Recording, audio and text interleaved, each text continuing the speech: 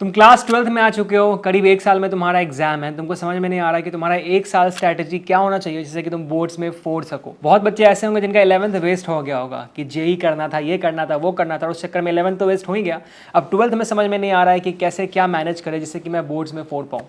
Well मेरी भी कहानी बिल्कुल ऐसी ही थी। 11th में मैंने बहुत ज़्यादा वेस्ट कर दिया था सब कुछ, एंड जब मैं 12th में आया मैं बहुत घबराया हुआ था, बट चीज़ों को मैंने मैनेज कराने मुझे 12th में सीबीएसई बोर्ड में 96% आए थे। आज की इस वीडियो में तुमको बताने वाला हूँ कुछ ऐसी चीज़ें जो कि तुमको अभी से फॉलो करना चाहिए ताकि तुम 12th के बोर्ड में फोड़ सको। Make sure to watch this video till the end, क्योंकि यहाँ पे एक एक पॉइंट बहुत ज़्यादा इंपॉर्टेंट है, किसी भी पॉइंट को मिस मत करना। Point number 1, know your syllabus and choose your books wisely.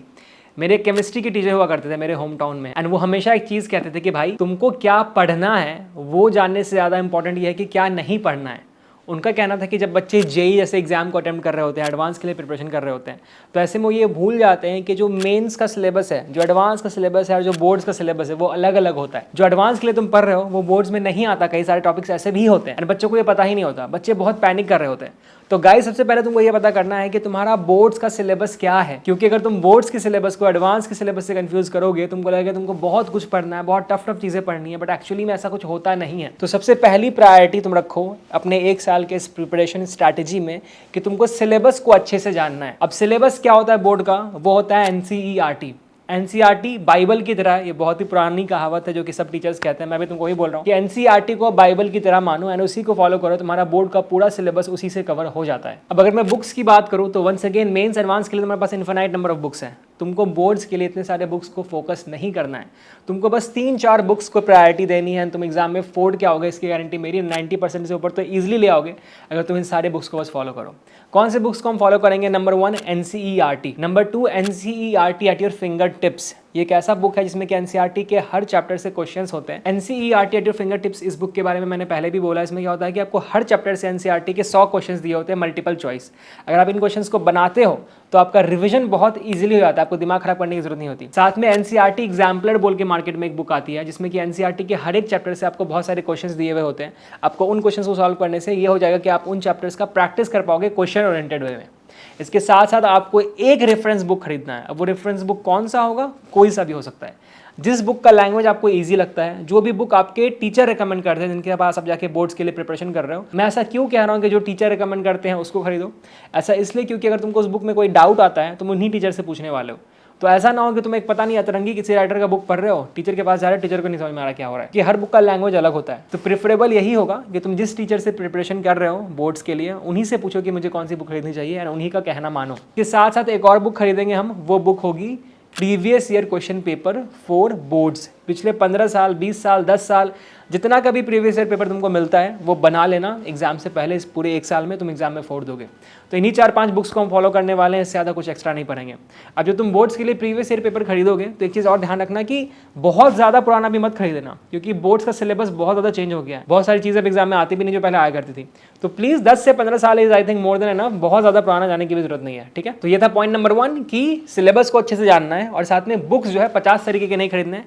जो मैंने बुक्स इस वीडियो में बताई सिर्फ उनको ही पढ़ना है, दैट्स ऑल। अब तुम अगर ऐसे बच्चे जिसको ये जानना है कि मेंस के लिए कौन सी बुक पढ़नी चाहिए, एडवांस के लिए कौन सी बुक पढ़नी चाहिए ताकि 11th-12th में हम प्रिपरेशन में और अच्छा कर सके, तो इसके लिए मैंने एक सेपरेट वीडियो बना रखी है, तुमको लिंक डिस्क्रिप्शन में मिल जाएगा, प्लीज चेक इट आउट। अब इससे पहले कि मैं नेक्स्ट पॉइंट पे आऊँ, एक बात सच सच बताना, पढ़ाई के बीच में तुम्हारी मोटिवेशन कभी कभी लो होती है ना। अब अगर इंसान हो तो हो गई, बट एक चैंपियन की सबसे बड़ी क्वालिटी पता है क्या होती है? वो ये होती है कि वो हर सिचुएशन के अकॉर्डिंग अपने आप को चेंज कर सकते हैं। एक ऐसा ही चेंज हुआ है हमारे चैंपियन रोहित शर्मा में, और उस चेंज का इंस्पिरेशन पता है क्या है? इन्फिनिटी लर्न, जो स्टूडेंट्स को जेई और नीट में सक्सीड कराते कराते ले आई है एक चेंज रोहित शर्मा की जिंदगी में, एक पॉजिटिव चेंज। वैसे रोहित में हुए चेंज का रीजन अभी पता चलेगा, बट उससे पहले डिस्क्रिप्शन में जाइए, लिंक पे क्लिक कीजिए, एक सिंपल से सवाल का जवाब दीजिए और आपको मौका मिलेगा रोहित शर्मा का ऑटोग्राफ्ड बैट जीतने का और साथ में ढेरों इनाम जीतने का। अब आइए मिल के देखते हैं आखिर क्यों बदले हैं रोहित शर्मा।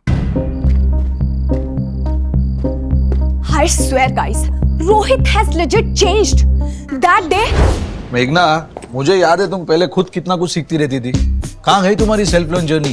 डिटॉक्स जर्नी के बारे में सुना है, स्पिरिचुअल जर्नी भी। What is self learn journey? पेड़ा बन के पेड़ा मत खाओ। सेल्फ लर्न मतलब सेल्फ लर्न, और इन्फिनिटी लर्न पे स्टूडेंट्स का self learn next level. Lol. Flash cards, mock test, concept videos, खुद पढ़ के सीखने का सबसे ऑर्गेनाइज तरीका। Then I was just like, मैं कोई छोटी बच्ची हूँ क्या? मेघना, पेड़ा बन के पेड़ा मत खा। Not just that, Baba. Flashcards, 24/7 doubt resolution, mock test और उनके personalized reports. करो सक्सेस की प्रिपरेशन with Infinity Learn. काफी कूल ऐप है। So guys check out Infinity Learn right now, the link is in the description. And अब video में आगे बढ़ते हैं। Point number 2, choose your teacher wisely and decide the order of study. Choose your teacher wisely का मतलब क्या है? जब मैं छोटा बच्चा था ना, 11th-12th में था, तो ऑप्शन ज्यादा नहीं होते थे मेरे पास। फिक्स सेट ऑफ टीचर्स है। मैं अपने होम टाउन कटिहार में पढ़ता था एंड फिजिक्स केमिस्ट्री मैथ्स पूरे शहर में बस एक अच्छे टीचर है तीनों सब्जेक्ट के लिए। घर से नजदीक जो है बेस्ट है, उनके पास जाके पढ़ लो। तुम्हारे केस में तुम्हारे पास इन्फिनाइट ऑप्शन है। तुम यूट्यूब से पढ़ सकते हो, कोई ऑनलाइन कोचिंग ज्वाइन कर सकते हो, तुम अगर कोचिंग जा रहे हो वहां पे भी बैच में तुम शफल कर सकते हो, बहुत कुछ कर सकते हो। बट तुमको ये ध्यान में रखना है कि तुम्हारे पास 1 साल है बस। तुम्हारे पास ये एक्सपेरिमेंट का टाइम नहीं है कि एक बार यहाँ से पढ़ रहे हैं, अगले दिन फिर केमिस्ट्री वहाँ से पढ़ने चले गए, उसके बाद वहाँ से पढ़ने चले गए। तो तुमको पहली चीज़ जो करनी है अगले 1 साल के लिए कि तुमको अपना टीचर फिक्स कर देना है। तुमको मन है कि मैं अलग अलग टीचर्स को आकर ट्राई करूँ कि कौन कैसा पढ़ा रहा है, तुम सबका 1-2 लेक्चर अटेंड कर लो मैक्स। बट पूरे साल ये जो है ना एक्सपेरिमेंट मत करने रखना कि एक बार यहाँ से पढ़ लिया, एक बार वहाँ से पढ़ लिया। तुम्हारा बस टाइम वेस्ट करेगा। सब टीचर का तरीका अलग होता है, तुमको बस कंफ्यूजन होगा और कुछ नहीं होगा। तुम बस एक ऐसा टीचर ढूंढो जो कि तुम्हारे लिए बेस्ट है और उनको हाँ कर दो, ठीक है, उन्हीं से पढ़ो। अब दूसरी चीज़ एक इंपॉर्टेंट आती है कि टीचर डिसाइड हो गया, कौन से बुक से पढ़ना है डिसाइड हो गया, बट ऑर्डर क्या होगा पढ़ने का? ऑर्डर कहने का मतलब कि पहले टीचर का नोट्स पढ़े, पहले ये वाला बुक पढ़े, पहले एनसीईआरटी पढ़े, पहले रेफरेंस बुक पढ़े, क्या पढ़े? तुम्हारे स्क्रीन पे मैंने एक ऑर्डर लिख रखा है, इस ऑर्डर को देखो। तुमको अपना प्रिपरेशन इसी ऑर्डर में करना है, इसी ऑर्डर में तुमको अपना सिलेबस कवर करना है। सबसे पहले तो तुमको एक रेफरेंस बुक क्लास से पहले पढ़ के जाना है। मतलब अगर कल सुबह टीचर तुमको इलेक्ट्रोस्टैट्स पढ़ाने वाले हैं तो तुमको इलेक्ट्रोस्टैट्स के उसी टॉपिक का जिसकी क्लास में पढ़ाई होने वाली है, एक रात पहले उसी टॉपिक का एक रीडिंग मार के जाना है अपने रेफरेंस बुक से, जिसमें कि बहुत अच्छे से उस टॉपिक को एक्सप्लेन किया जाएगा। क्यों कर रहे हैं? ताकि अगले दिन जब सुबह क्लास में सर उस चीज़ को पढ़ाएं तो तुमको ऑलरेडी वो चीज़ें समझ में इजीली आने लगे। एनसीईआरटी से रीडिंग मार के मत जाना, क्योंकि एनसीईआरटी का लैंग्वेज बहुत कॉम्प्लेक्स होता है। वो पढ़ेंगे बट कब पढ़ेंगे बता रहा हूँ, बट अभी के लिए क्लास से पहले तुमको रेफरेंस बुक का सिर्फ और सिर्फ रीडिंग मार के जाना है ताकि तुम समझ सको अगले दिन क्लास में क्या होने वाला है। वन सेकंड, जब मैं कह रहा हूँ कि रीडिंग मार के जाना है तो आंख बंद करके रीडिंग मत मारना। मतलब ये नहीं कि बस पढ़ने के लिए बस पढ़ ले रहे हैं, समझने की कोशिश करना। ऑफकोर्स तुम पहली बार पढ़ रहे हो, टीचर ने अभी तक पढ़ाया नहीं, तुमको शायद समझ में चीज़ें नहीं आएंगी, बट जितनी ज़्यादा तुमको समझ में आएंगी पहले से उतना ज़्यादा तुम्हारा ही फायदा होगा। तो कोशिश करना कि रीडिंग ऐसा टाइम पास के लिए मत मारना, अच्छे से फोकस करके करना। दूसरी चीज़ जो आपको पढ़नी है कि आपने क्लास अटेंड किया, रीडिंग मारने के बाद क्लास से आए, क्लास में आपने एक नोट्स बनाया होगा। ऑफकोर्स नहीं बना रहे तो प्लीज़ बनाना शुरू कर दो, मांगने वाला धंधा मत करना यहाँ पे। जो तुमने क्लास का नोट्स बनाया ना, तुमको उसको पढ़ना है, ठीक है। टीचर ने जो भी बताया उसको आराम से पढ़ो। अभी रेफरेंस बुक को अब छोड़ दो। रेफरेंस बुक का काम वहीं तक था जहाँ तक सर ने क्लास में नहीं पढ़ाया था। सर ने पढ़ा दिया है, अब कोई डाउट होगा सर से पूछेंगे। अगर बहुत ज़्यादा ऐसा डाउट हो रहा है, सर अवेलेबल नहीं है, तो ही रेफरेंस बुक का सहारा लेंगे, बट अभी के लिए ओनली एंड ओनली क्लास का नोट्स। अब क्लास का नोट्स पढ़ लिया है, बुक रीडिंग पहले मार लिया था। अब 3rd नंबर पे आता है कि तुमको एनसीईआरटी का रीडिंग लगाना है, एनसीईआरटी का एग्जाम्पल करना है, एनसीईआरटी का क्वेश्चंस करना है। एनसीईआरटी अब छुएंगे, ये नहीं कि पहले दिन बैठ के एनसीईआरटी बनाने लगे, एनसीईआरटी पढ़ने लगे, क्योंकि एनसीईआरटी का लैंग्वेज बहुत टफ होता है, तुमको पहले से समझ में नहीं आएगा। क्लास नोट्स हो गया, सब कुछ समझ में आ गया, अब एनसीईआरटी रीडिंग मारो, क्वेश्चंस बनाओ, जो करना है करो। एनसीईआरटी को पूरा चार्ट जाना है। अब जब एनसीईआरटी को आपने चार्ट लिया है तब आप जाओगे NCERT at your finger tips पे, जो मैंने एक बुक बताई थी, जिससे कि आप अगर रिविजन करते हो, आपका रिविजन बहुत ही अमेजिंग होता है। एनसीईआरटी का एक लाइन से वहाँ पे क्वेश्चन बनाया हुआ होता है, जो कि आपका एनसीईआरटी का एक चैप्टर अच्छे से याद करा देता है। इसके बाद नंबर 5 पे आता है तुम्हारा reference book question paper, only 50%। तुमको रेफरेंस बुक के क्वेश्चन पेपर बनाने हैं अगर तुमने ये सारी चीजें कर ली है इसके बाद, बट मैं कह रहा हूँ ओनली 50%। वाई 50%? क्योंकि इतना सारा करते करते ऐसा होगा कि तुम्हारा कोचिंग जहाँ पे भी तुम ट्यूशन ले रहे हो वो आगे चैप्टर में पहुँच जाएगा, तुमको उसको कोप अप करना होगा। तो मैं ओनली 50% इसलिए कह रहा हूँ क्योंकि तुम्हारे पास पूरा साल है अभी, बीच में छुट्टियाँ आएंगी, बीच में कभी तुम कोचिंग से आगे निकल जाओगे, बीच में तुमको रिवीजन करना होगा। तो जब रिवीजन वगैरह कर रहे होगे ना तो क्वेश्चन प्रैक्टिस करके रिवीजन करना, एंड वहाँ पे जो बाकी 50% है क्वेश्चंस रेफरेंस बुक के, तब बना लेना। अभी तुम पूरा बनाने बैठोगे तो कोचिंग आगे निकल जाएगा, तुम वहीं के वहीं रह जाओगे पहले चैप्टर पे। तो प्लीज़ 50% ही बनाओ, 30, 40, 50 बनाओ, काफ़ी है अपने हिसाब से। पूरा बनाने की जरूरत नहीं है अभी, क्योंकि तुमने और बाकी चीज़ें तो करी है ना। एनसीईआरटी एट फिंगर टिप्स बना लिया, एनसीईआरटी का सारा क्वेश्चन बना लिया, एनसीईआरटी एग्जाम्पलर भी तुम बना सकते हो एनसीईआरटी एट फिंगर टिप्स के साथ साथ। और इन सबको करने के बाद आता है नंबर 6, जो है previous year question paper chapter wise. Previous year paper को अच्छे से करेंगे गाइज, बिना कोई टेंशन लिए, बिना कोई ड्रामा किए, कोई वहाँ पे चीटिंग नहीं करेंगे, अच्छे से बनाएंगे। एंड जब भी तुम प्रीवियस ईयर पेपर को अटेम्प्ट करोगे ना, उसको एज टेस्ट अटेम्प्ट करना। तुम बस ये सोचना कि भाई मैंने कोचिंग का नोट्स पढ़ लिया, एनसीईआरटी पढ़ लिया, एनसीईआरटी एग्जाम्पलर पढ़ लिया है, एनसीईआरटी एट फिंगर टिप्स पढ़ लिया है, साथ में मैंने एक रेफरेंस बुक भी पढ़ लिया। इन सब के बाद जो प्रीवियस ईयर पेपर है वो मेरे लिए एक एग्जाम की तरह है। तुमसे वहाँ के क्वेश्चंस बनने चाहिए खुद से, नहीं बनते तो कोई बात नहीं, कोई दिक्कत की बात नहीं है, क्योंकि तुम्हारे पास अभी 1 साल है, तुम उसको बेहतर कर लोगे। बट अभी के लिए जब तुम प्रीवियस ईयर क्वेश्चंस को अटेम्प्ट करोगे, बिल्कुल एग्जाम की तरह करना, टाइम लिमिट दे के करना, कोई वहाँ पे चीटिंग मत करना। तो इस ऑर्डर में पढ़ाई करो, सिलेबस बहुत ही अच्छे से खत्म होगा एंड सारे चैप्टर्स पे तुम्हारा बहुत अच्छा कमांड होगा। पॉइंट नंबर 3 जो कि तुम्हारे क्लास 12 में तुमको 90% से ज़्यादा लाने में मदद करने वाला है, वो है तुमको रिविजन करना है। बहुत ही कॉमन चीज़ होती है बहुत बच्चों के साथ। अगर तुम अभी 12th में आओ तो 11th में तुमको पता ही क्या होगा तुम्हारे साथ। बहुत सारे ऐसे चैप्टर्स होंगे जिसमें बैकलॉग लग गया होगा, चीज़ें भूल गए होंगे। तो अभी होता ही है बच्चों के साथ, मेरे साथ भी हुआ था कि बुक 1 खत्म होते होते जब बुक 2 शुरू हो रहा है तो बुक 1 की बहुत सारी चीज़ें बच्चे भूल जाते हैं। तो ये सारी गलतियाँ यहाँ पे रिपीट नहीं करेंगे। बोर्ड्स है, 12th फाड़ना है यहाँ पे, तो प्लीज़ इन सबको रिपीट नहीं करना है। इसका क्या सोल्यूशन है? इसका एक ही सोल्यूशन है कि आपको रिविजन डेली करना है। रिविजन और बैकलॉग एक ऐसी चीज़ है जो कि हर दिन हम क्लियर करेंगे। अगर बैकलॉग बना ही नहीं है तो मतलब रिविजन डेली करेंगे, और अगर रिविजन डेली करेंगे तो बैकलॉग होगा ही नहीं। फॉर एग्जाम्पल, कल सुबह तुम्हारी क्लास 10 बजे है, तुम सुबह 7 बजे उठ जाओ, 7 से 9 सिर्फ और सिर्फ रिविजन करोगे। अब तुम बोलोगे भैया रिविजन कैसे करना है? रिविजन के लिए क्या मैं एक एक लाइन पढ़ूँ नोट्स का, क्या करूँ मैं? रिविजन के ऊपर अगर तुमको एक सेपरेट वीडियो चाहिए प्लीज़ नीचे कमेंट कर देना, मैं एक प्रॉपर डिटेल वीडियो बना दूंगा 10 से 15 मिनट का कि रिविजन कैसे करते हैं। अभी के लिए बस इतना मानूं कि रिविजन करने का सबसे सिंपल तरीका है कि तुमको क्वेश्चंस प्रैक्टिस करनी है। अगर तुमको मैं कह रहा हूँ कि तुमको सिर्फ 2 घंटे देने हैं हर दिन सुबह रिविजन के लिए, अब 2 घंटे में तुम सारा थियोरी, सारा नोट, सारा NCERT थोड़ी रिवाइज करने बैठ जाओगे, एक एक लाइन थोड़ी पढ़ पाओगे तुम्हारे पास टाइम बहुत कम होता है। तो बेस्ट तरीका रिविजन करने का ये है कि तुम क्या करते हो, या तो प्रीवियस ईयर पेपर उठाते हो, या फिर जो तुम्हारा NCERT वो उठाते हो, या फिर तुम्हारा जो रेफरेंस बुक है वो उठाते हो, एंड उनमें से ना कुछ सेलेक्टिव क्वेश्चंस उठाते हो जो कि तुमने पहले या तो मार्क कर रखे होंगे या फिर तुमने बनाए ही नहीं होंगे। फॉर एग्जांपल, मैंने बताया था ना कि रेफरेंस बुक में 50% ही क्वेश्चन बनाने हैं, तो जो बाकी 50% क्वेश्चन है ना जो कि अच्छे हो सकते हैं उसमें से उठाओ 3-4 क्वेश्चन एंड उसको बनाने के लिए बैठ जाओ। तुमको डायरेक्टली क्वेश्चन अटेम्प्ट करना है, तुमको थियोरी वगैरह पढ़ने जाना ही नहीं है। अगर तो टॉपिक ऐसा है कि तुम बिल्कुल ही भूल चुके हो तो तुम एक बार थियोरी पे निगाहें डाल सकते हो। तुमको लगता है कि तुमको थोड़ा बहुत याद है तो छोड़ दो, क्या होगा, नहीं बनेगा ना, कोई बात नहीं, अटेम्प्ट करो, क्वेश्चन अटेम्प्ट करो 3-4। जब अटेम्प्ट हो जाए सोल्यूशन देखो कि क्या है, मैच करने की कोशिश करो कि कैसे बनाया है उन्होंने। तुमको सिर्फ क्वेश्चन अटेम्प्ट करना है। एक बार क्वेश्चन अटेम्प्ट हो गया फिर जाके आंसर देखो, अगर आंसर मैच हो जाता है अमेजिंग, मतलब तुमको आता है सॉल्व करना। अब अगर आंसर मैच नहीं होता तो क्या करेंगे, सोल्यूशन देख लेंगे? नहीं, सोल्यूशन नहीं देखेंगे। अगर आंसर मैच नहीं होता है, बीच में अटक जा रहे हैं, समझ में नहीं आ रहा है, तब जाके हम नोट्स का रिवीजन करेंगे उसी टॉपिक का जिससे वो क्वेश्चन है। आखिर थियरी में ऐसा कौन सा पॉइंट है जो मेरे से मिस हो रहा है, कौन सा फॉर्मूला है जो कि मैं भूल रहा हूँ, या फिर कोई सिमिलर क्वेश्चन जो कि टीचर ने क्लास में कराया था उसको देख लेंगे, और उसके बाद उस क्वेश्चन को फिर से अटेम्प्ट करेंगे। डैम श्योर कि उसका आंसर आ जाएगा। अगर तभी भी आंसर नहीं आता है, कुछ बहुत ही अलग ही क्वेश्चन है जो कि ना कभी क्लास में कराया गया ना कभी बुक में पढ़ा, तब जाके सोल्यूशन देखेंगे, उसको समझने की कोशिश करेंगे। ये तरीका बहुत ही ज़्यादा इफेक्टिव होता है। द रीज़न बिंग कि तुम्हारे पास ये पॉसिबिलिटी ही नहीं कि तुम पूरा बैठ के चैप्टर रिवाइज करो, बिल्कुल पॉसिबिलिटी नहीं है। बट अगर तुम एक टॉपिक का कोई सेलेक्टिव क्वेश्चन उठाते हो एंड तुमसे अगर वो नहीं बनता है और तुम जाके उसके बाद उसका थियरी पढ़ते हो, तुम उस क्वेश्चन को पूरी जिंदगी नहीं भूलोगे, इसकी गारंटी मेरी। क्योंकि पहले तो तुम्हारे दिल में एक चोट लगा रहेगा कि अरे यार इतना मेहनत करके मैंने इस चैप्टर को पढ़ा था, मैं इसको भूल कैसे सकता हूँ। और जब तुम उसको सॉल्व करने के लिए थियरी पढ़ने बैठोगे ना, वो थियरी भी तुम कभी नहीं भूलोगे, इसकी गारंटी मेरी। प्लीज़ इस चीज़ को अप्लाई करके देखना, हर दिन 1 से 2 घंटे रिविजन करके देखना और इसी तरीके से रिविजन करना, देख लेना एग्जाम में फोड़ दोगे। गाइस, इससे पहले कि मैं अगला पॉइंट शुरू करूँ, please make sure to subscribe to the channel, क्योंकि मैं ऐसे ही बहुत सारे वीडियोस लाने वाला हूँ जो कि तुम्हारे प्रिपरेशन को JEE Mains, advance, NEET, boards सबको अलग लेवल तक पहुंचा देंगे। तो सब्सक्राइब करना मत भूलो। और साथ में अगर तुम्हारा कोई वीडियो टॉपिक सजेशन है कि भैया इस टॉपिक पे वीडियो बनाइए, तो वो भी नीचे कमेंट सेक्शन में जरूर बता देना, मैं डेफिनेटली वो वीडियो लेके आऊँगा। तो मैं टेलीग्राम चैनल भी ज्वाइन कर सकते हो, उसका भी लिंक डिस्क्रिप्शन में तुमको मिल जाएगा।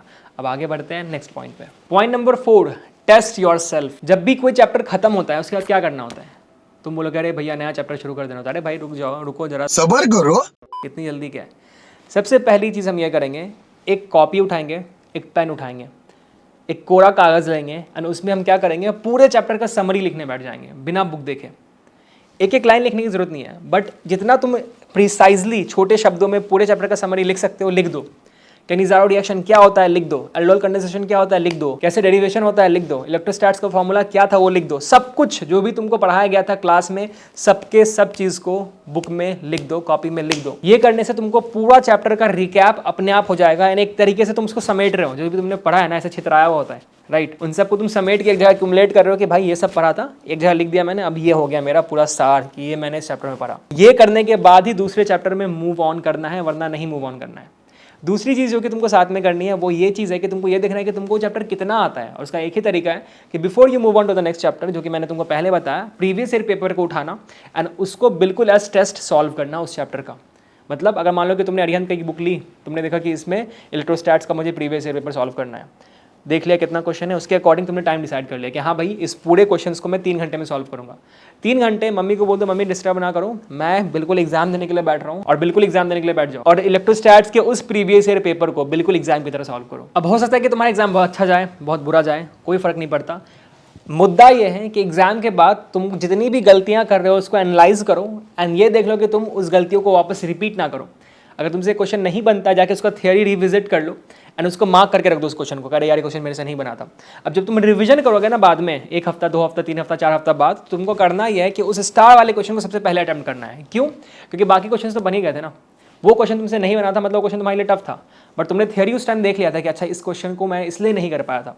तो अब जब तुम रिवीजन कर रहे हो तो अपेरेंटली टेक्निकली तुमसे वो क्वेश्चन बन जाना चाहिए। तभी भी नहीं बनता तो कोई बात नहीं, फिर से थियरी देख लेना। बट यही वो तरीका है जो कि तुमको उस क्वेश्चन को भूलने के लिए नहीं देगा, और इससे तुम हमेशा उस टॉपिक में, उस चैप्टर में स्ट्रांग होते चले जाओगे एग्जाम आते आते। समझ रहे हो? तो प्लीज एक चैप्टर खत्म होता है, दूसरा चैप्टर शुरू होने से पहले सारे चैप्टर का समरी लिखना एंड अपने आप को टेस्ट कर लेना क्वेश्चन सॉल्व करके, प्रीवियस ईयर पेपर सॉल्व करके। Number 5, be ahead of the class in certain chapters. जो तुम्हारा क्लास 12 बोर्ड्स है ना, उसका तुम दुनिया के किसी भी कोचिंग में पढ़ लो, एक चीज़ हमेशा होने वाली होती है कि इनिशियली जो है ना सारे कोचिंग बहुत स्लो आराम से पढ़ाएंगे, एकदम धीरे धीरे, वाह वाह क्या मज़ा आ रहा है पढ़ने में।